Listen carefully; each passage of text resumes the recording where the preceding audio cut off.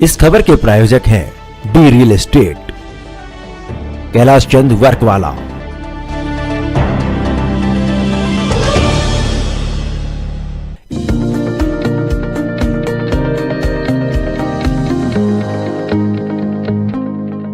नमस्कार, आप देख रहे हैं डीकेपी न्यूज और मैं श्रुति दुबे।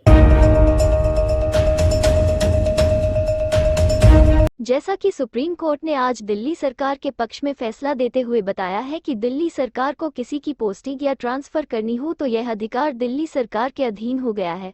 साथ ही साथ आपको बता दें कि दिल्ली पुलिस एवं डीडीए का अधिकार अभी भी केंद्र सरकार के अधीन है। इस फैसले को लेकर हमारी बात डिप्टी मेयर आले मोहम्मद इकबाल से हुई। इस फैसले की सराहना करते हुए उन्होंने क्या कुछ कहा, आइए सुना। जैसे कि आज सुप्रीम कोर्ट का फैसला है, एक बहुत बड़ा फैसला है, इसको किस रूप में देखते हैं आप? देखिए, ये जो आज सुप्रीम कोर्ट ने जो फैसला दिया है बहुत एक तारीखी फैसला है और हिस्ट्री में ये फैसला लिखा जाएगा। और ये एक लोकतंत्र की जीत है, जमहूरियत की जीत है, संविधान की जीत है।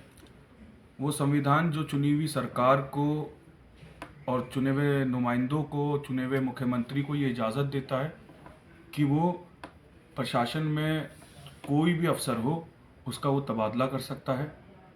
अगर उसके अंदर अगर वो कोई अधिकारी किसी काम को नहीं करता और उसको वो मुख्यमंत्री चाहता है कि वो उसको हटाना चाहते हों, उसको तबादला करना चाहते हों, ये पूरा राइट और ये पूरा अधिकार चुनी हुई सरकार के ऊपर होता है। मगर अफसोस कि कुछ वक्त से माननीय हमारे दिल्ली के एलजी साहब इन तमाम फैसलों को, सारे अधिकार अपने हाथों में लिए हुए थे। किसी भी अधिकारी का ट्रांसफ़र नहीं हो पा रहा था, चाहे वो और भी जो फैसले जो मुख्यमंत्री को लेने होते थे, जैसे दिल्ली के सरकार के स्कूल के टीचर्स को अगर फिनलैंड में ट्रेनिंग देने का मामला हो, जैसे और दिल्ली की योगा क्लासेस जो दिल्ली के लाखों लोग जिससे फैज़याब हो रहे थे, फ़ायदा हो रहा था, और जो भी दिल्ली सरकार के तमाम अधिकार जो थे, जो मुख्यमंत्री के अधिकार थे, वो तमाम अधिकार ज़ोर ज़बरदस्ती करके एलजी साहब ने लिए थे। आज उस पर सुप्रीम कोर्ट ने अंकुश लगा दिया और साफ तौर पे कह दिया कि दिल्ली हो या कोई भी स्टेट हो, जो चुनी हुई सरकार होती है, सारी ताकत चुनी हुई सरकार के पास होती है, मुख्यमंत्री के पास होती है। इसमें एलजी का हस्तक्षेप बिल्कुल नाकाबिले बर्दाश्त है। तो इस वजह से आज हम दिल्ली की जनता की तरफ से, दिल्ली सरकार की तरफ से हम देश की एक ऐसी अदालत जिसका फैसला, जिसकी आवाज़ हमेशा हमेशा, जो आज का जो फैसला दिया है, जिसको हमेशा हमेशा याद रखा जाएगा। और हमें पता है कि आज के बाद दिल्ली सरकार और मजबूती के साथ और 10 गुना दिल्ली के अंदर काम करेगी और उस पर अब एलजी साहब की कोई रुकावट नहीं आएगी।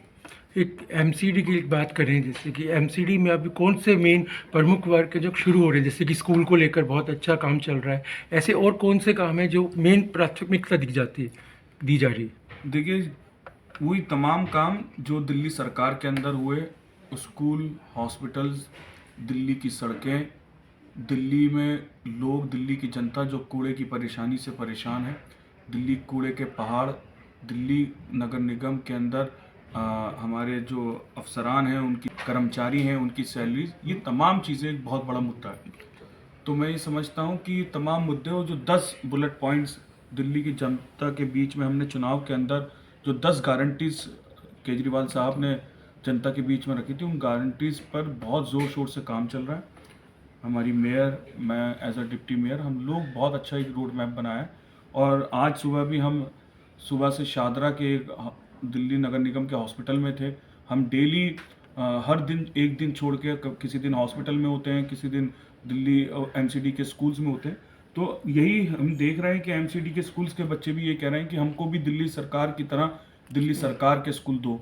हम वहाँ जो मरीज़ आज एमसीडी के हॉस्पिटल्स में जाते हैं तो वो भी यही कहते हैं कि हमें भी दिल्ली सरकार की तरह, दिल्ली सरकार के हॉस्पिटल्स की तरह हमारे पास भी एमसीडी के हॉस्पिटल्स भी वैसे होने चाहिए। तो हम उस पर काम कर रहे हैं। अब ना एमसीडी में ना कोई फंड की कमी है, ना यहाँ पर हमें यहाँ के जो प्रशासन है, जो हमारे ब्यूरोक्रेट्स हैं, जो हमारे कमिश्नर्स हैं, जो हमारे अफसरान हैं, हमें उनकी कार्यशैली पे भी पूरा भरोसा है। हम लोग मिलकर बहुत अच्छा काम कर रहे हैं और आपको आने वाले वक्त में एक बहुत बड़ा चेंज दिल्ली के अंदर, एमसीडी के अंदर नजर आएगा। बहुत बहुत शुक्रिया।